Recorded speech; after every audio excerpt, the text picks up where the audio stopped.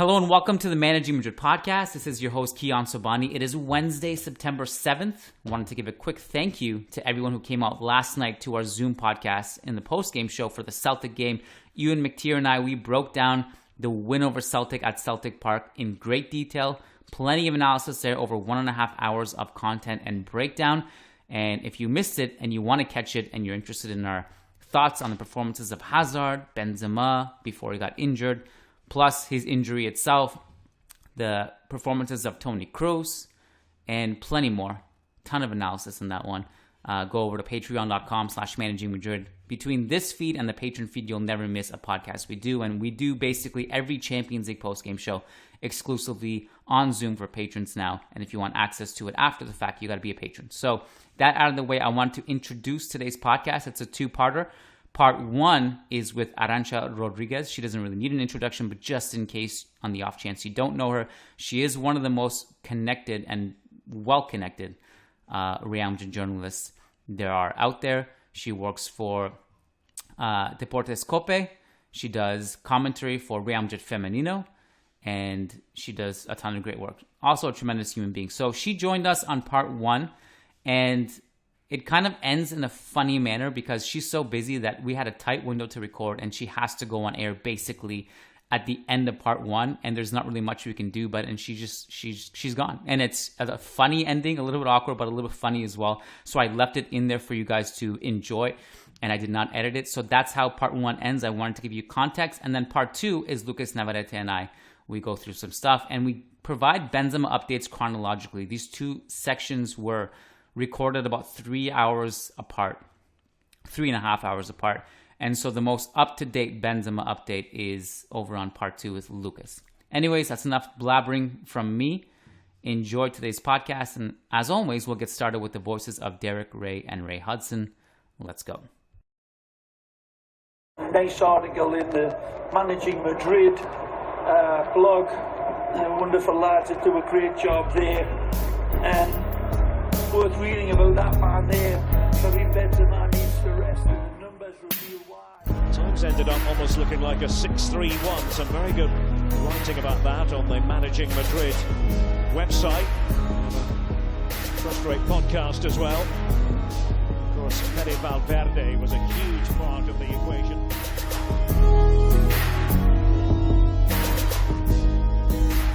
All right, welcome to part one of the Managing Madrid podcast. We have a very special guest today, and we're recording this just after 3 p.m. Madrid time, and we are going to bring in on her Managing Madrid podcast debut, Arancha Rodriguez. Arantxa, how are you? Welcome to the show. Thank you for inviting me to this show. Hello, Kiyan. It's a pleasure to be here, and I ask the people to be patient with my English because it's not as good as I would like. So far, so good. And I had a very great conversation with you in English in Las Vegas when we met, and so I have no doubt in your ability to speak English. But yeah, thank you for taking the time. I know it's crazy busy for you. You're going to go on air in about 30 minutes, and you're constantly checking your phone, getting updates, checking your sources. So thank you for providing a little bit of time on this silly podcast. I appreciate that. The first thing on the agenda, Arantxa, this has been a huge talking point. As soon as Karim Benzema left the field last night injured, everyone's heart stopped. Everyone started to panic a little bit. Benzema comes off the field. Can you speak about what update you have on his injury right now? And the first I have to say is yesterday he left the pitch for caution.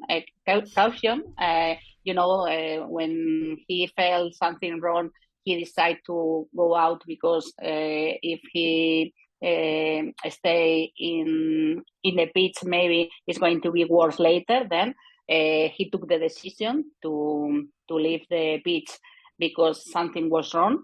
At the beginning, all of us, we thought that it was something with the knee, but after the first exploration with a Real Madrid doctor, it seems that it's something in the muscles. Then we have to wait because at this moment it's supposed that Benzema is passing the medical exams and maybe this afternoon or maybe tomorrow, we are going to have news about Benzema, because the problem is yesterday the team arrived to Madrid at 5 a.m. and maybe Benzema is arriving at his home at 5:30. Then the doctor said, as soon as you wake up and if you feel comfortable to come to Valdebebas, because the team is not training today, you come to Valdebebas and we'll do the medical exams. But if you don't feel in the mood to come to Valdebebas, we can do the exams tomorrow. Then we have to wait until we are going to know something about Benzema injury. But it seems that it's not very, very, very alone injury. Not serious. It's not as worse as we thought. Yes, it's not as serious as maybe all of us thought when we saw him leaving the pitch. So that in itself is great news, obviously. Were you surprised when you saw Benzema coming off? If you didn't see Hazard warming up, if you had to guess, what did you think in that moment was going to happen? Did you think it was going to be Hazard, Asensio, Rodrigo? Were you surprised that it was Hazard? No, I really felt yesterday surprised because Twitter Madrid was surprising because Hazard came into the pitch. I think in this sense, Ancelotti has been very clear all the time. Hazard is going to be a substitute of Benzema. We like to prove this, and you know that because you were in the preseason, they were working in this matter. I remember all the training, all the trains I saw in Los Angeles, all of them, Hazard was playing as 9, as a striker, as attacker. And then for me, it wasn't a surprise at all, because if Ancelotti is sure that the substitute of Benzema, the first option, is going to be Hazard, Hazard has to play, because if he doesn't play, he hasn't never arrived at the top of the physical fit that we suppose he's going to have. I don't know if I explain myself. Sorry, yes. because I understand. It took like a lot of time without speaking English, and I have to think sometimes. And when we are talking about special vocabulary, it's hard to me. And when I am busy and when I am stressing, it's quite difficult. It's too difficult for me. But I hope everybody is going to understand me. You said it perfectly. I think you'd be surprised at how perfectly you've said it. I think you're worried for no reason. It's much better than if I tried to speak Spanish. Forget about it. Your English is way better than my Spanish will ever be. I understood you perfectly. So to your point, I had a question about that because you're as well connected to Real Madrid internally as anyone I know. Yeah. There were many reports in Spain saying that, we're not sure if Ancelotti actually believes in Hazard, if he's going to actually become useful again. Do you think when Ancelotti keeps saying we're not going to sign anyone, and they didn't sign a substitute backup for Benzema, was it because they believed in Hazard, or was it something different? I think because they believe in Hazard and they believe that they have enough players in that position, because it's not only Hazard. Asensio, Rodrigo can play in this position too. And as Ancelotti said the other day in the press conference, Modric did once, and it of course it's not a very nice thing to remember, because it wasn't as fine as Ancelotti thought. No, then I think he believed the things he says, and I think the philosophy of Real Madrid is okay. It's obvious that they were trying to sign Mbappe, after Mbappe failure, there wasn't another option that you are going to be sure that you are going to sign this player, and this player is going to fit in Real Madrid and is going to do the things good. Because you remember when Real Madrid signed a couple of years ago, 4 years ago, Jovic, everyone thought that Jovic it was going to be a very helpful player in attack for Real Madrid. And after 4 years, we haven't seen anything about Jovic. And Jovic, the year that Real Madrid signed him, it was a superstar in the European competition. Then they won, as I've been said, as I've been told, they didn't want to sign a player because we need a substitute of Benzema. If they seen a player because they believe that they need this player, and they are convinced that this player is Real Madrid player. I don't know if you understand what I mean, yeah, or what they mean, but they don't want to sign a player because Twitter Madrid is saying that they need to sign a player. Yeah. In the sense that they have to be sure that the player who is coming to Real Madrid is a Real Madrid player. And in my opinion, and I think in Real Madrid director opinion, there is no another player as Haaland or even Lewandowski. This kind of player is quite difficult to sign it because there is not one. You can talk about, I listen Bellingham, I listen to Nkunku, but they are not a proper number 9 striker. They are another thing, no? Then I guess, and for the things I talk to the people in charge about this matter, they don't want to sign just one player. They want to sign a star. If they need more time to sign a star, maybe next year they are going to sign one. And there was, until 2 days or 3 days or 5 days ago, another big problem. Real Madrid couldn't sign an extracommunitary player because they had 3, Vinicius, Rodrigo, and Militao. Now they have one possibility more, because maybe you are looking or you think that one player is useful for you, and this player has not the Spanish passport or the European passport to play here. Then too many things, but the main one, it's they didn't see any player that you must sign in this sense. Then they are waiting to find this kind of player that are sure that first of all is coming to be the substitute of Karim Benzema, because everybody wants to be a substitute player. Then you have to assume this. And the second one is a top player and is going to give the team the same things that Benzema are giving. And in my opinion, Hazard is the most similar player to Benzema that Real Madrid has in the roster, in the sense, maybe not looking to the goal. I mean, in the other things that Benzema makes. Yeah.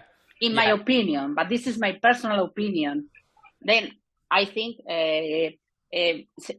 for sure Ancelotti at the beginning of the season or the preseason thought that Hazard maybe he's not going to have enough minutes in the position of Benzema or Vinicius, in his proper position, because Vinicius is going to be always in the starting 11, and Vinicius is going to play almost all the minutes of the season, and he wanted to recover Hazard.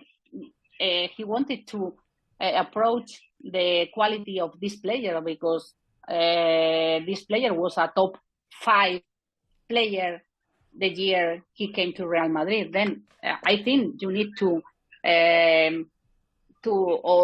Madrid needs to see the real version of Hazard, because in this year we haven't seen it.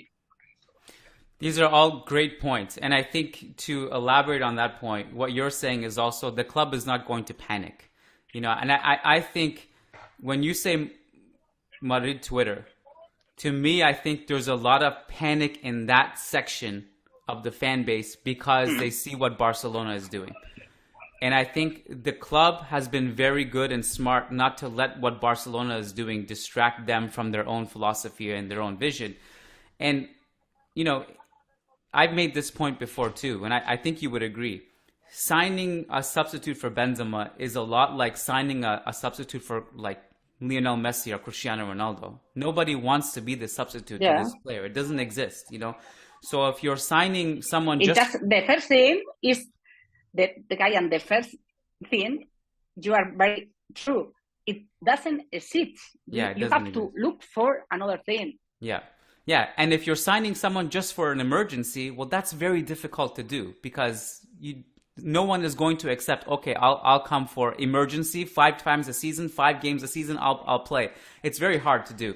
But I think when Benzema was injured last night, all of Madrid Twitter came and said, we told you, we told you, we told you. But, Yeah, but it seems that they are waiting for this, and they are, Benzema, we are in this situation. What's going to happen now? Okay, Real Madrid has I think a very good players in the bench. Real Madrid has a very complete roster. Then I think you are going to find a player for sure that can be the substitute of Benzema. I am sure Hazard, or maybe in the future Mariano if it needs, or Rodrigo, or Asensio, or whatever. But you don't have to panic. Yeah, and so far so Real good. Madrid is not going to. And Real Madrid is not going to win all the games from here to the end. Yeah. Real Madrid is going to lose with Benzema on the pitch, or with Benzema in the bench, or in his home, or because there is no team that is going to play all the season at the same level. And this year is especially strange because the World Cup. Then you have to think in all this thing, because it's not going to be a normal season. Yep, and so far Hazard played well last night in his opportunity. So I know we have a couple pretty well. Yeah. I wanted to ask you, because I know we only have a couple of minutes left before you have to go on air, but you followed the team in preseason. You went to Los Angeles, you went to San Francisco, you went to Las Vegas. What was your favorite part of preseason? It can be anything. It can be the food. It can be the atmosphere of being with the team. It can be anything. The first thing I have to say is I love United States. Then it has been for me a very, very special occasion and the opportunity to be there. I enjoy every minute I've been there. It was my first time in Los Angeles because I've been in the East Coast, but never in the Western Coast. Then it was my first time in Los Angeles, in Las Vegas, and in San Francisco. And there were 3 very different places, but very nice places. Then I for sure, I'm going to be back for tourism or for whatever. I hope to for work. My best moment for me, it's been a pleasure to be in UCLA, in UCLA, because in Spain we say UCLA, but UCLA because everybody talks about UCLA, and I never been, and it's amazing. It's an amazing university. for me, it's been amazing to have the possibility to watch every training season, because I learned a lot watching how it's going, because when you watch every training season, you understand why this team is playing like it's playing. Then for me it's very useful, and I enjoy a lot. I could see how they work, the hard they work, and it was amazing.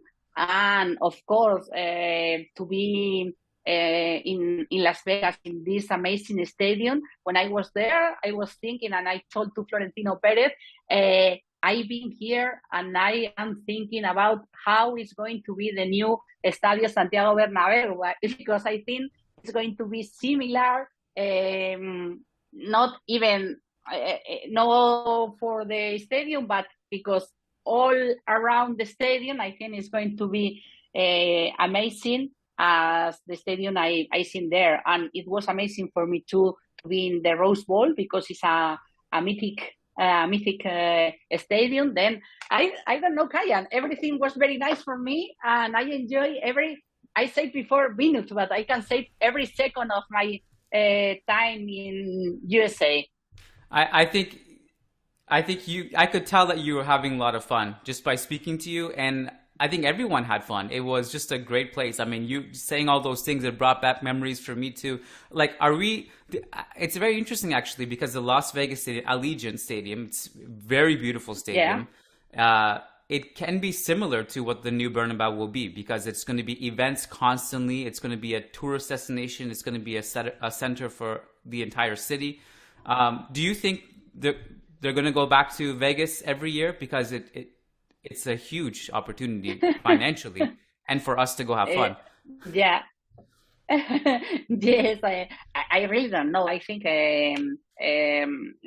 Real Madrid is going to USA, because they love to be there in Los Angeles and in Las Vegas. And if there is the possibility to play a game in this beautiful stadium, Real Madrid is going to be to play, because they want to approach the Spanish football or this kind of matches against Barcelona, against Juventus, against another big teams to the American people, because they know that there is a lot of fans over there. Then I don't know if exactly in Las Vegas, but I am sure that Real Madrid is going to be back in USA very soon. Excuse me, 1 second. Beautiful. No, Arantxa has to go. Estoy aquí, Estoy aquí. I'm sorry. I abused your time. I talked to you. Thank you so much, Arantxa. Thank you. You're the best. But I promise to you, we have another half an hour for another day. Then we'll arrange, and like this, I can practice my English with you, and I am sure that in the future people is going to understand me better. Okay. Thank you so much, Arantxa. Thank you for your time. Have a great day. We'll talk soon. Take care. Thank you. All right, welcome to part 2 of the Managing Madrid podcast. Lucas Navarrete is here for the weekly bonus segment, which was generally goes up on Monday, but we pushed it this week to Wednesday due to some barriers on Monday. But we're here, and now it's just after 6:30 p.m. Madrid time, so we have updates on Benzema, so we're going to share that as well. So first of all, Lucas, welcome to the show. How are you?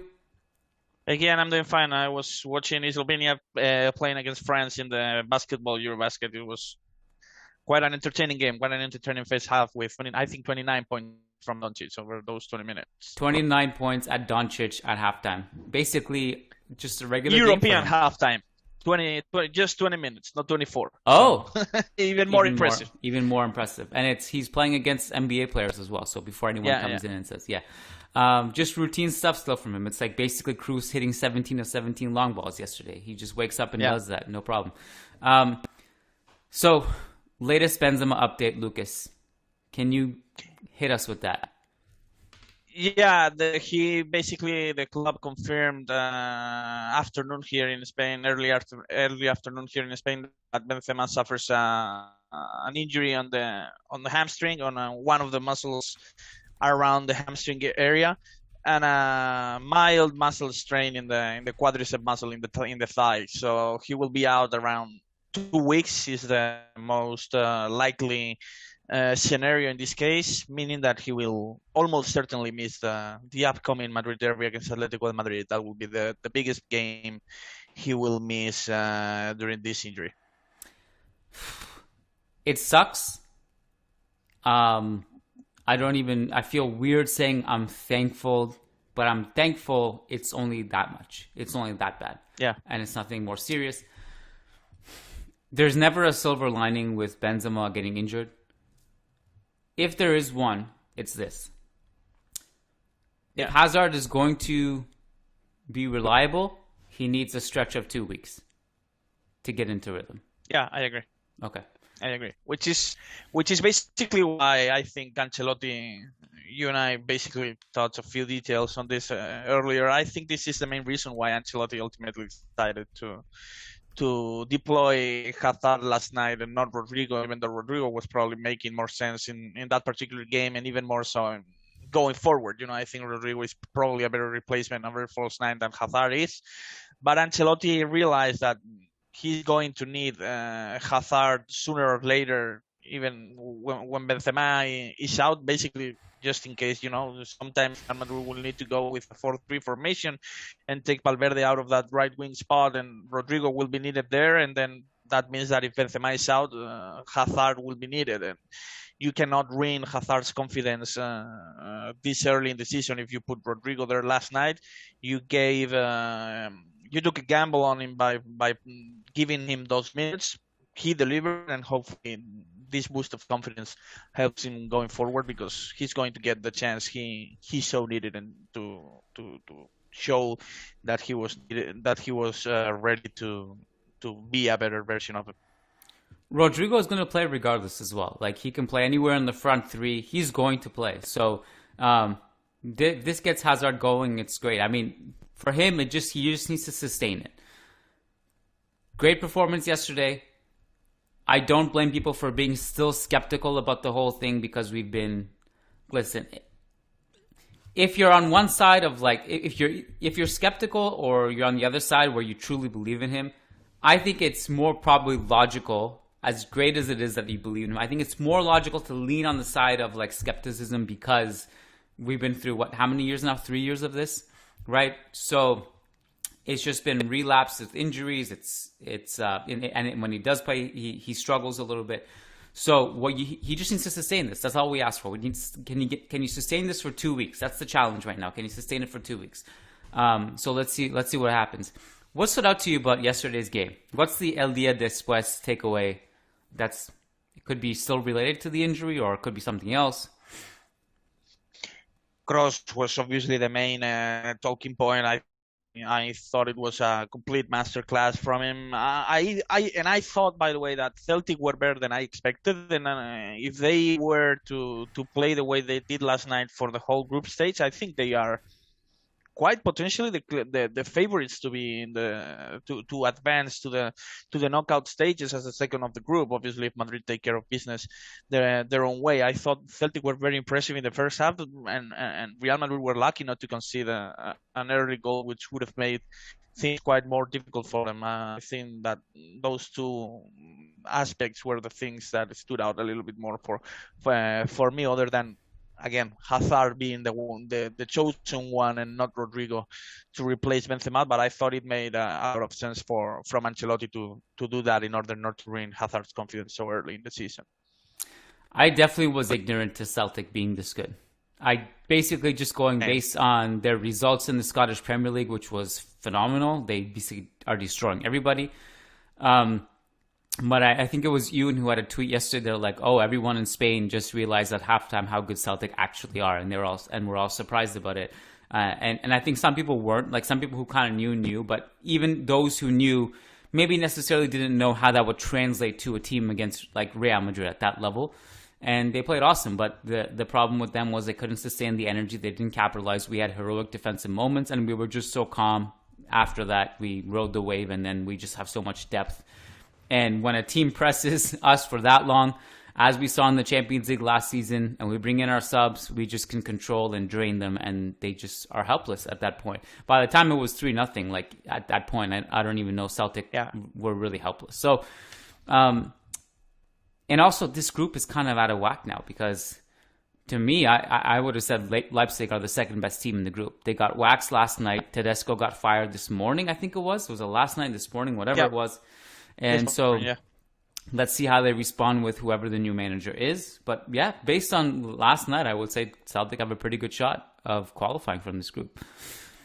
If they play this way, definitely, for sure. I thought, by the way, another important aspect, and one thing that I didn't like this much about this game was how many minutes Kroos and Modric played late in the second half. I thought Ancelotti could have taken him out a little bit early. It's true that so far right now he's rotating a lot in La Liga, giving minutes here and there to Camavinga, to Ceballos, to Valverde also in the midfield in order to take the load of Modric and Kroos's backs a little bit. But I thought last night the game was probably decided when Real Madrid were already 2-0 up. I thought maybe Ancelotti could have probably taken them out a little bit earlier, in my opinion, especially considering how good of a work rate Ceballos has been showing so far in the season. I thought that he could have been useful, and that way, and probably Modric and Kroos could have rested a little bit more. Yeah, I'm definitely always surprised when there are blowout games and players who clearly could use as much rest as possible and no longer are needed at that game, at that juncture, and you have good depth in those positions. I'm always definitely a little bit surprised as to why not just take them out? Like, what's the rationale in leaving them in? We saw this so much with Benzema and Modric in the past specifically, I think, but I also think that some of the stuff is probably predetermined. Like, Modric and Kroos are going to play this many minutes in this game, and they're going to get rested in this game and that game. I'm not entirely sure how it works, but I think there's some of that involved as well. On the other hand, Tchouaméni, who was the one who hasn't been rotating at all this season, did get some rest late also in the game. Point. So it seems to me that Ancelotti is taking extra care with his rotations early in the season, and this is something good to see for sure. How do you see the starting lineup this weekend with Benzema out? Do you ride the Hazard wave again? Yeah, I think so. And I think Valverde will probably play in the midfield, which will allow and should allow the team to play with the 4-3-3 again. Considering that the opponent is Mallorca at the Bernabeu, Real Madrid should take care of things fairly easy, in my opinion. So again, I would expect Hazard, Rodrigo, and Vinicius to play in the offensive line from the get-go. I don't think Valverde will be needed on the right wing, and I think his presence would allow Ancelotti to give some rest to the veterans in the midfield at the same time. So I think you need to keep giving Hazard the minutes and the confidence after this solid performance against Celtic, and also at the same time keep trying to increase Rodrigo's own confidence on the right wing. So I think it would make a lot of sense to start all three of them on against Mallorca. I also did want to say something about the lineups and rotations, and I'm very cautious when I say this stuff, but I just want to point out that we've observed in Real Madrid history, any time a star player is out, not every time, but often, a star player is injured or out, sometimes we're just kind of surprised with the people who have to take their place. And again, I don't know if Hazard is going to surprise us more than he did yesterday. I hope he does. Maybe he will, maybe he won't. I like to think that his confidence is in a much better place now than it was after that penalty miss.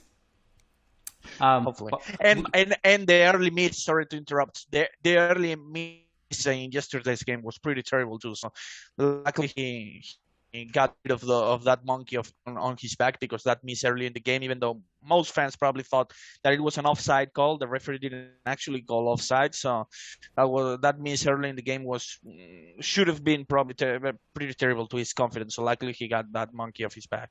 And also, Lucas, for the past 3 years. Since sure. since the injury against PSG in 2019, I think it was. I think a lot of people yesterday got upset because I called Hazard out of form when he entered the field yesterday. It's like, he's not out of form. He hasn't played. No, he's literally not in form. That's what it means to be out of form. He's not in form. Whether he's played or not, in the sporadic minutes he has played, he has not played well. So he's, by definition, out of form. I want him to be in form, by the way. But we saw recently, for example, when Ramos and Varane did not play for a large stretch of the games in the most important time of the season, we saw what we had with Militao and Nacho. And I hope that that's the case. We see something now that we're surprised with. And if it's Hazard, great, because he's not going anywhere and no one's going to pay his salary, so you're going to have him in the squad. If he becomes useful, changes things completely. Yeah. Definitely, I was not very pleased. Just a quick note about the out of form thing. I completely agree with you, and people often get mixed up the term out of form and think that is the same thing as being out of shape. You're not saying that Hazard. I'm not saying, at least I don't think Hazard is out of physical shape. I think he's in a much better physical shape than he was in for the last 2 seasons or so, where you can visibly see that he was out of shape and fatigued and tired after a few minutes and all that. I thought he, from a physical standpoint, he looks fine to me, but definitely he's out of form in terms of just losing a bit of his touch, and a bit of his technique and a bit of his confidence, obviously. So I completely agree with you, but just a clarification that maybe out of form, at least in Spanish, out of form does actually mean out of shape. It's it's the same thing in Spanish. So maybe the for some other languages is a similar thing, but it's definitely not. Hopefully this clears this up. And by another quick note about the game, I was not very pleased about Tchouaméni's role when Benzema was out. Him going forward when Hazard dropped back and played more of a false nine. To me, I don't think it was ideal to play Tchouaméni in that kind of role, trying to have a more physical presence, maybe in the box or whatever, similar to what Zidane used to do with Casemiro during those years. I was not a big fan of that particular role with Tchouaméni. I like him a little bit deeper, not meaning that he shouldn't try to influence and make an impact a little bit forward, but not that much in my opinion. I think that Hazard will probably make more sense to play in that particular spot rather than being so deep trying to make some. I thought Tchouaméni got better as the game wore on, but there was literally a stretch to end the first half where Hazard dropped into a double pivot with Modric and Tchouaméni was up the field playing as a 10. Listen, but he can't. That was an instruction, by the way. For sure, it's I'm by not saying design. that this was on Tchouaméni. Exactly, Yeah. It's not on Tchouaméni's hands. It's not something that we should expect Tchouaméni to do different. It's clear that Ancelotti told him to drift forward when Benzema get out. So I'm not blaming Tchouaméni. I'm just saying that I'm not a fan of that particular role. Well, he created a goal from that similar situation against Celta.